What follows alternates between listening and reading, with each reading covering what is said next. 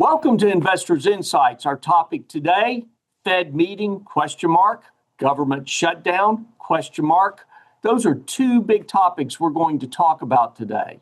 I'm joined by my distinguished colleagues, Trey Booth and Ty Miller. And we're excited about the information we're going to share with you today. And always want your feedback. We appreciate the emails and the phone calls, as well as those of you who forward these vlogs to your friends, family, and colleagues. That means so much to us, and we've just been thrilled with the way you've shared it with others. And, I've always said we're frustrated educators, and so we like to share information. That also said, before we get into our vlog today on all the details, I want to mention to everyone that we now are on Instagram as Five Plan Partners, all one word. We would really appreciate those of you who are on Instagram if you would join there, because we're going to continue to share these vlogs through Instagram, as well as other types of information, things that you need to know about, educational information, and give us your feedback on that as well. So keep in mind, we are on Facebook, Twitter, LinkedIn, YouTube, now Instagram. We're using all the means of social media that we can just to communicate on a regular basis. And so we thank you for your confidence in us, and hopefully you enjoy all this information that we provide in a variety of ways. So with that, wait a sec, I said Fed meeting, ? Government shutdown, ? All right, Trey, you're the one that brought out the Fed meeting topic today, which I thought was fantastic. So enlighten us on what's taking place. Yeah, thanks, Greg. Yeah, so we've been leading up to this for, I feel like, a few weeks now. But this is the Federal Reserve's finally going to meet this week. There's been a lot of talk about who's going to vote in the Fed meeting, who's on the board right now. But now it's game day. It's game week, right? And so the Fed's going to meet on the 16th and 17th and announce their decision. There was a lot of uncertainty for the last few months on whether or not the Fed would cut, when they'll cut. At this point, a Fed cut of 25 basis points is pretty much locked in by the markets. Markets fully expect at least a 25 basis point. You can see on this chart, there's a small chance of a 50 basis point cut, but pretty much 25 basis points is priced in. So if everything's priced in, what are we looking for out of this meeting? What makes it such an important meeting? One is there's the sell the rumor, buy the news situation. There's the actual action, that happens. But then what's the market's follow through? And we're looking at two specific areas for that follow through. Area one is something we talk about a lot, the long-term interest rates. So the Federal Reserve controls the front end, what is short-term interest rates directly. They cut that rate.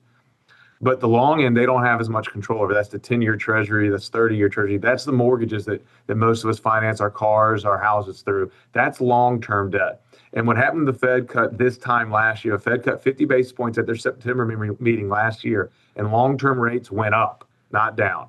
And so if you really want to see economic follow through from a Fed cut, the Fed's cutting rates because the jobs market is slowing. So they're trying to stimulate economic output. You need long-term rates to come down with the Fed. And so we talked about it last week that we've seen the start of long-term rates coming down leading into this meeting. Does that follow through? That's what we're watching closely to see if this has any staying power with the economy. And then secondly, we're watching financials, that financial sector very closely. This is only the third time in the Fed's history that it's cutting rates with financial stocks up near highs. And that's because traditionally the Fed is behind the curve. And so the financial stocks, banking stocks have already sold off, and the Fed is reacting to what is already a bad economy. Right now, the Fed is not reacting to a bad economy yet. They're trying to stay ahead of what could be a weakening economy. And financials are looking strong. The last three times the Fed cut rates with the financial sector looking this strong was 1992, 1995, and 1996.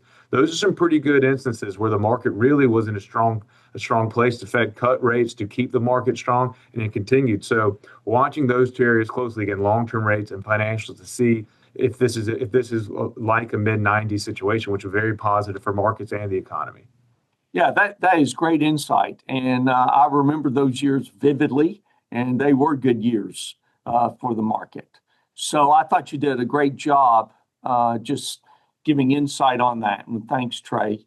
And tying into that, because Trey, you're looking down the road in regards to the Fed, Ty, you're looking down the road on a topic that could come up on October 1st that no one's talking about yet.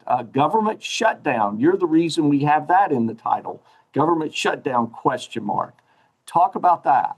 I don't know about you guys, but I haven't really heard much in the news about a possible government shutdown on October 1st. Seems like it's really flying under the radar. Maybe we've been conditioned as a country because it's happened, fairly frequently that we treat it as not a big deal. But as you can see in this chart, back in June, there was about a 35% chance of a government shutdown on October 1st. And according to Polymarket here, we're now at a 73% chance of a government shutdown just in 2 weeks. Again, I haven't really heard much about this. The good news is there's no real impact on GDP. Typically in these government shutdowns, as you can see in this chart, GDP fairly frequently remains positive. And then also in this chart, S&P performance, as you can tell, there's some up and some down, but there's no real correlation to a government shutdown while it's shut down. What's the S&P doing? Or 3 months later, what's the S&P doing?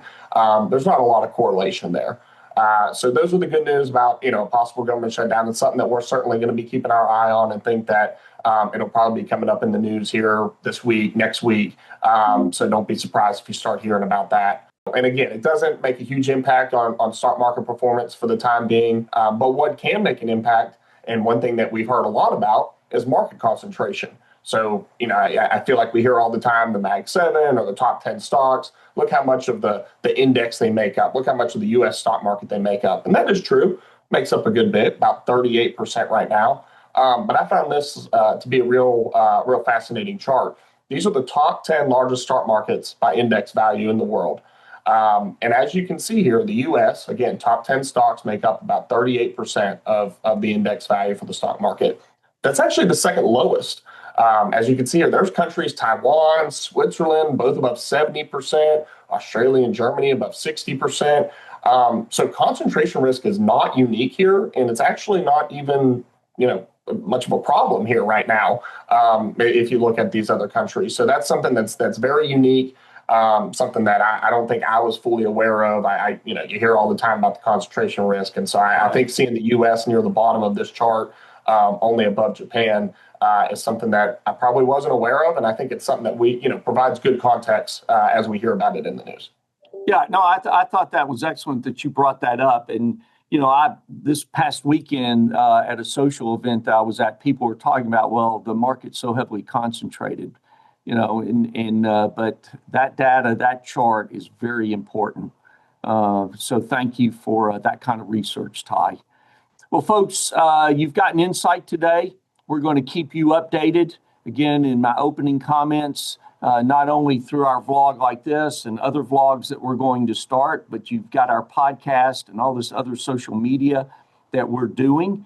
And we also intend to keep having events and keeping you informed.